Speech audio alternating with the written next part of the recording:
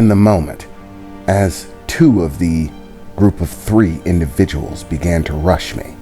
The gangster and the guy covered in the green fluid that seemed to be some sort of acidic substance, running in my direction, while the biker chick with the purple glow and the mouthpiece seemed to stay behind, simply moving around in the background.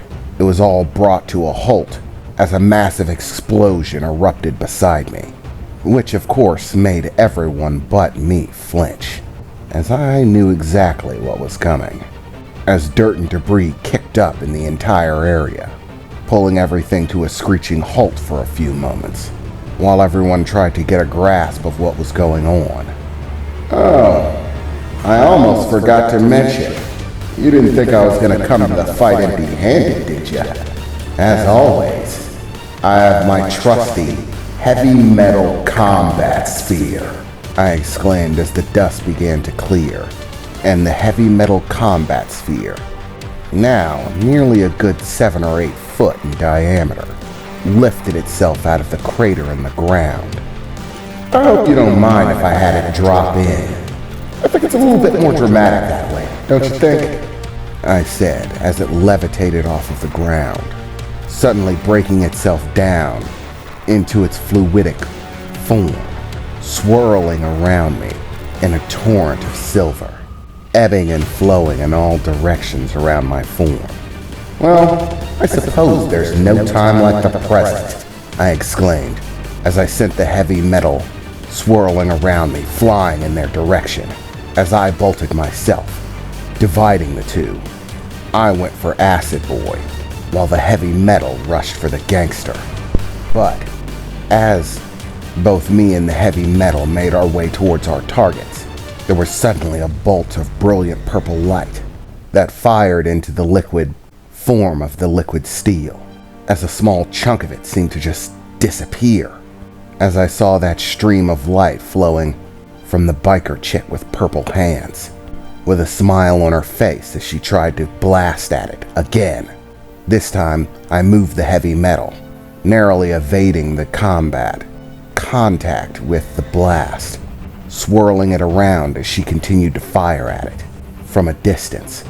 Yeah, having that liquid metal crap may be pretty handy, but my little friend Magic Trick here has the ability to sort of make things disappear.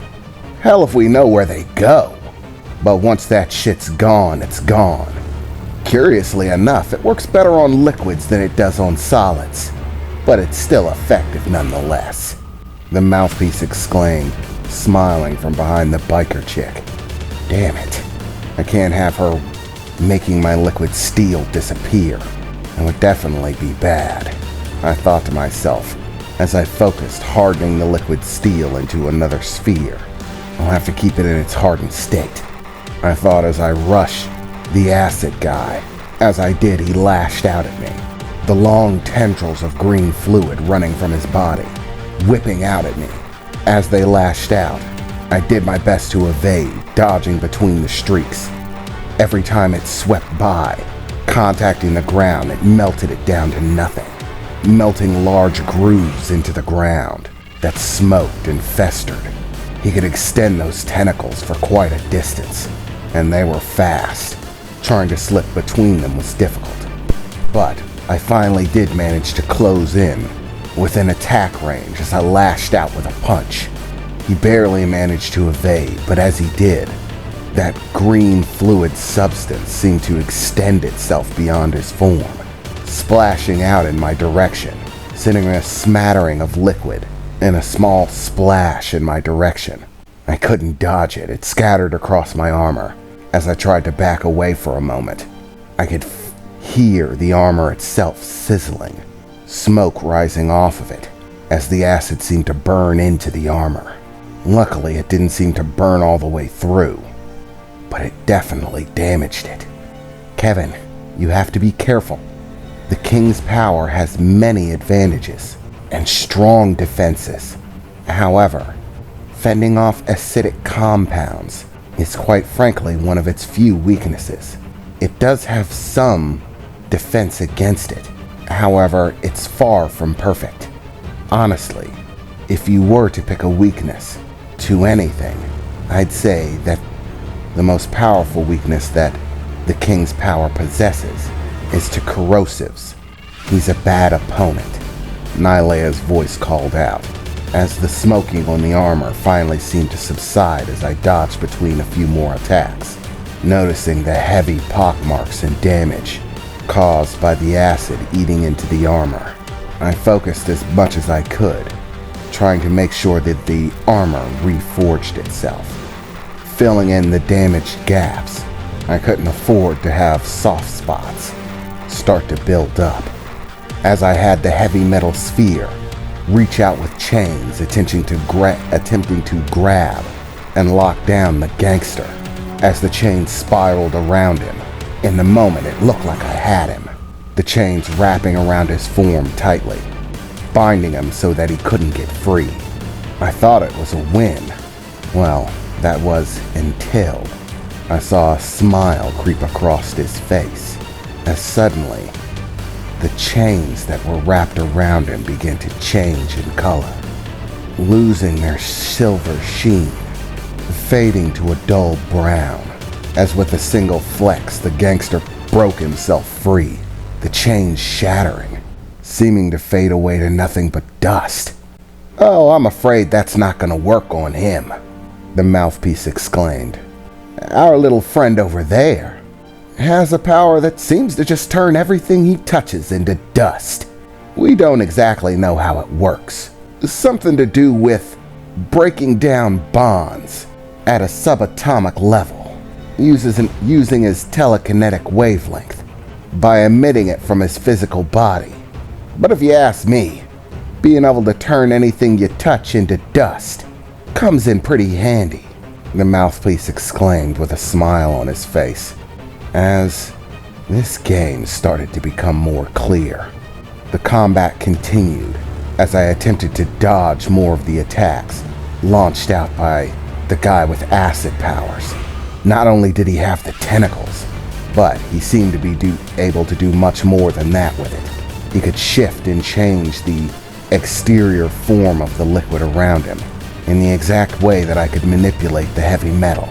He could form globs of it and hurl it at me like projectile weapons, form shapes and barricades with it. As several times I tried to rush him, he created acid walls to defend himself that would quickly start to reach out at me if I got too close. I had to stay on razor's edge to make sure he didn't melt me. As the gangster tried to fight off the heavy metal sphere, he dodged between attacks as the sphere launched out cannonballs, whipping past with chains and solid objects, as he managed to evade, dodging by them, barely slipping through in order to launch attacks at the main sphere itself. As he balled up his fist and punched into it, there was a ripple of impact as the surface of the heavy metal sphere seemed to turn into a browny substance around where he punched it, fading away into more dust. Only small amounts at a time with each punch, but he was definitely wearing into it. With every attack, it was at that point that their entire plan became clear. "I get it now. That's what your job is," I exclaimed. "You're not here to actually beat me. You're here to tear down my resources," I said as the mouthpiece started to smile out at me again. "Yeah, that's right. You see, you're a symbiote. No different than any other symbiote. You may be pretty strong, but everything's got its weakness. Yours is time. That heavy metal crap that you have takes time to build up and collect. The more of it you have, the stronger you are. We've seen other powers like it. We have a few like that in our little collection, like Simmons over there. He produces his own special matter too. His is just corrosive. Unlike yours, it gets used up the moment he actually uses it to melt anything. But the concept is basically the same, with a slight difference. But unlike him, you can't make more on the fly. Whatever that crap is, it takes a long time to make. It's hard. So, if we get rid of it, and you're basically powerless. So, we put together this little team. Simmons and my friend Duster over there handle you using the hardened state of that liquid metal crap, burning it away bit by bit. And if you're stupid enough to change it into its liquid state, magic trick will make it disappear until you've got nothing left. A perfect 3-part combination for draining away the powers of an asshole with a hero complex.